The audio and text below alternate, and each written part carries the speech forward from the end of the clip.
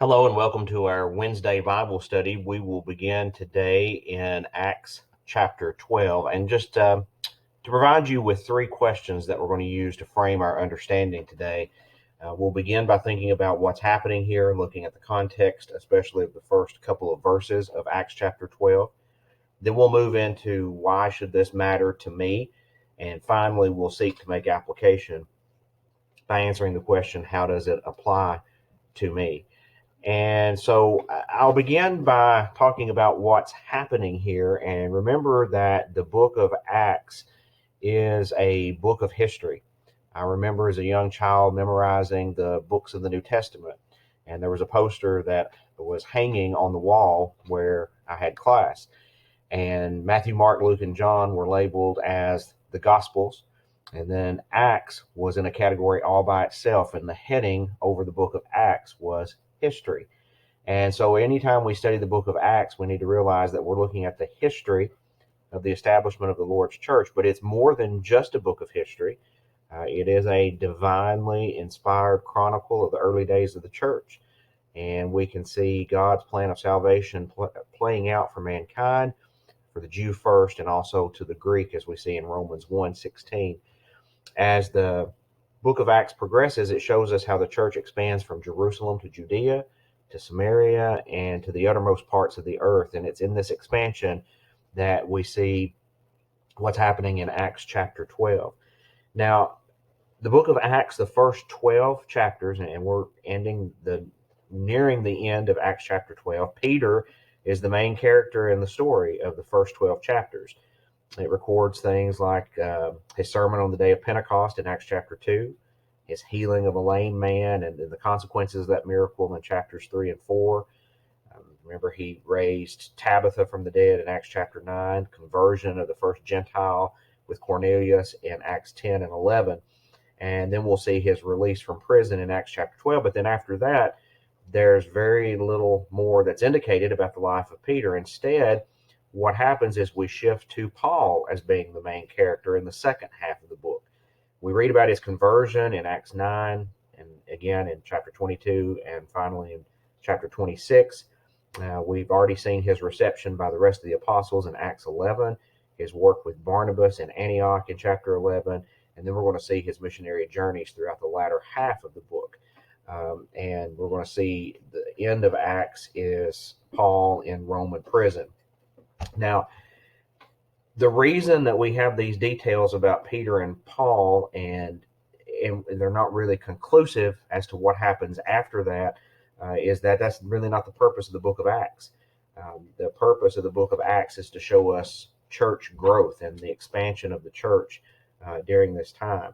And during the expansion of the church, they had to endure persecution, first from the Jews and then later from the Roman government. And in spite of this persecution, and maybe even because of this persecution, the number of disciples multiplied greatly. So I want to go now to Acts chapter 12, and let's look at the first 4 verses here. Now, about that time, Herod the king, now this would be King Herod Agrippa, and he would be the grandson of Herod the Great, who ruled during the infancy of Jesus. He stretched out his hand to harass some from the church. So this is the persecution that Christians were suffering at the hand of the government, at the hand of Herod. Then he killed James, the brother of John, with the sword. Now I want you to pause there for just a moment and appreciate the significance of the 3 individuals mentioned here. James, the brother of John, and Peter is going to be mentioned here just a little bit later. This is the James who was an apostle. He's the first apostle who is a martyr. And he is the James who was with John and Peter outside the Garden of Gethsemane when Jesus asked them to watch and pray. And as you know, they fell asleep during that time. And it's the fulfillment of something that Jesus had said earlier. If you want to hold your place there in Acts 12 and go to Mark chapter 10, in Mark's account here, he records the request of this James. Then James and John, the sons of Zebedee, came to him saying, "Teacher, we want you to do for us whatever we ask." So kind of that very immature kind of question that they ask is, whatever we ask you, we want you to say yes to. Jesus said, "What do you want me to do for you?" Then they replied, "Let one of us sit at your right and the other at your left in your glory." And then Jesus said, "You do not know what you are asking. Can you drink the cup I drink or be baptized with the baptism I am baptized with?" And of course, they answered in unison, "We can." Now, here's the key critical part that connects to Acts chapter 12. Jesus said to them, "You will drink the cup I drink and be baptized with the baptism I am baptized with." Now, that's speaking of death.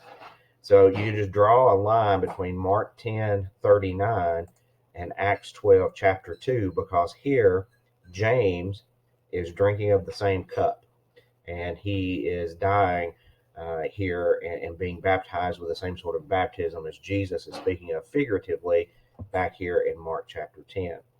Now, back to Acts 12, verse 3, and because he saw that it pleased the Jews, this is talking about Herod, he proceeded further to seize Peter also. Now it was during the days of unleavened bread. So when he had arrested him, he put him in prison and delivered him to 4 squads of soldiers to keep him, intending to bring him before the people after Passover. Now, notice here the importance of not doing anything that's going to take away from the Feast of Unleavened Bread or the Passover. So here we have violence wrought against the church. We see that connection to James fulfilling the prophecy that Jesus spoke of as recorded in Mark 10:39. And we see that the Christians are suffering persecution because of the growth of the church. Now, when we go here, we're going to see that Peter is freed. Now, remember, chapter 12, this is going to be the conclusion of Peter in the book of Acts. In verse 5, Peter was therefore kept in prison, but constant prayer was offered to God for him by the church.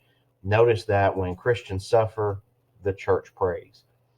And when Herod was about to bring him out, that night Peter was sleeping, bound with 2 chains between 2 soldiers, and the guards before the door were keeping the prison. Now behold, an angel of the Lord stood by him, and a light shone in the prison, and he struck Peter on the side and raised him up, saying, "Arise quickly," and his chains fell off his hands. Then the angel said to him, "Gird yourself and tie on your sandals." And so he did. And he said to him, "Put on your garment and follow me." So he went out and followed him, and did not know that what was done by the angel was real, but thought he was seeing a vision.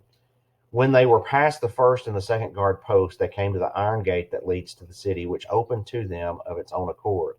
And they went out and went down one street, and immediately the angel departed from him. So Peter here is miraculously freed from prison. And Peter wakes from a heavy sleep, thinking that perhaps he is dreaming, but it is real here that he has been freed from prison. And when Peter had come to himself, he said, "Now I know for certain that the Lord has sent his angel and has delivered me from the hand of Herod and from all the expectation of the Jewish people."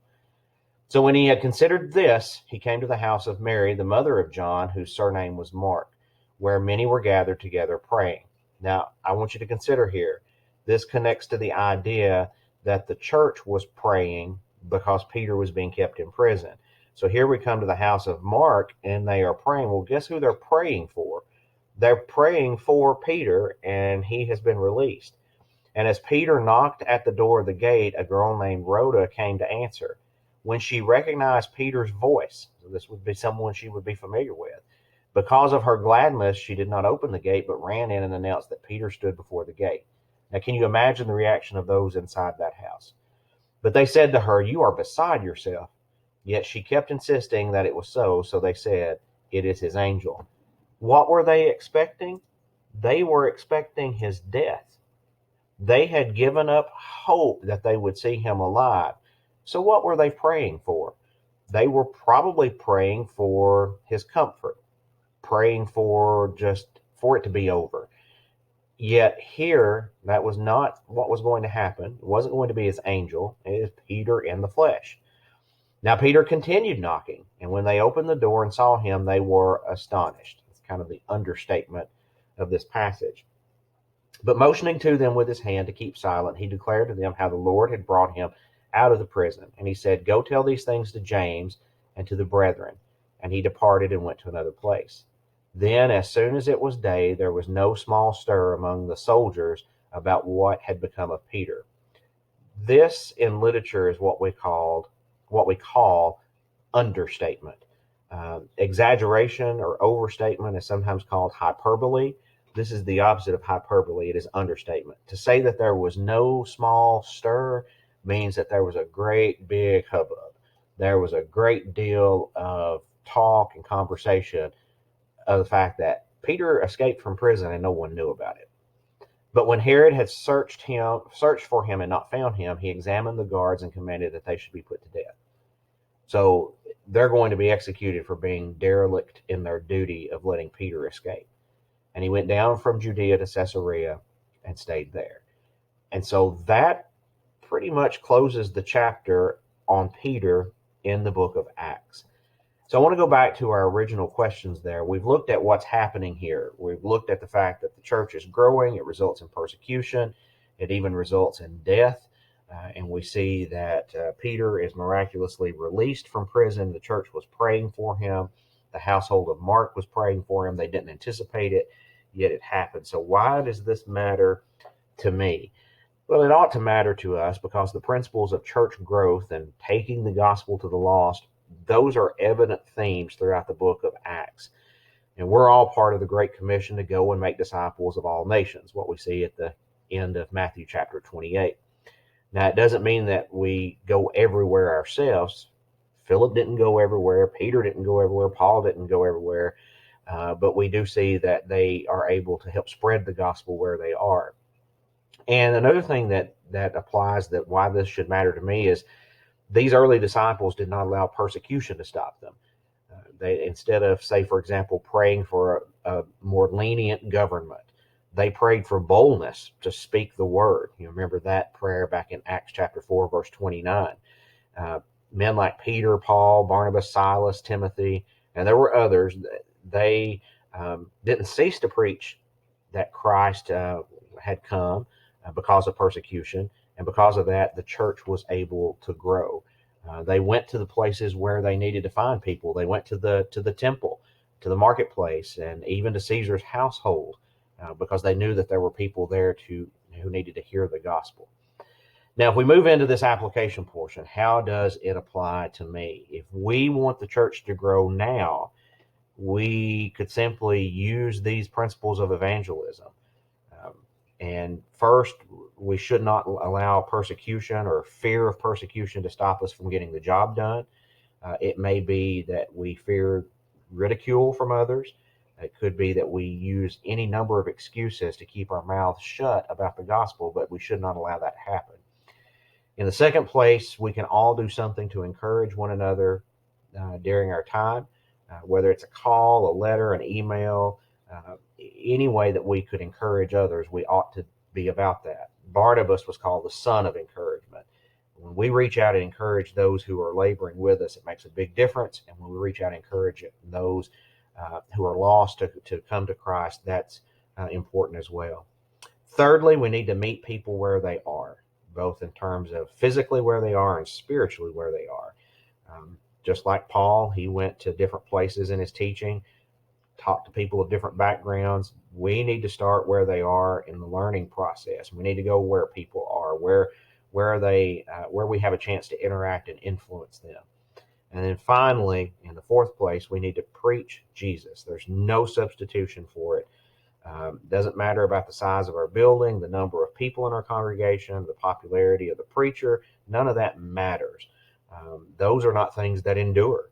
The only thing that endures is Christ and his message. And we need to make sure that we are proclaiming that message to others. I'll leave you with a couple of questions to ponder. I guess I can call this section of the lesson tonight questions without me providing you answers. So this gives you something to think about. When Paul preaches to the Athenians on Mars Hill back in Acts chapter 17, why does he not give them the same Jewish history lesson that he gives to the folks at Antioch in Acts chapter 13? Here's a number question for you. Where can we go in our community to find people to interact with? Where are we going to find people who are willing and ready to listen to the gospel? And finally, what are some different ways that we can encourage one another to grow? I hope this finds you well, and I will pick up with you next Wednesday night, if the Lord's will, as we finish up Acts chapter 12 and move in to 13 as the focus shifts from Peter to Paul.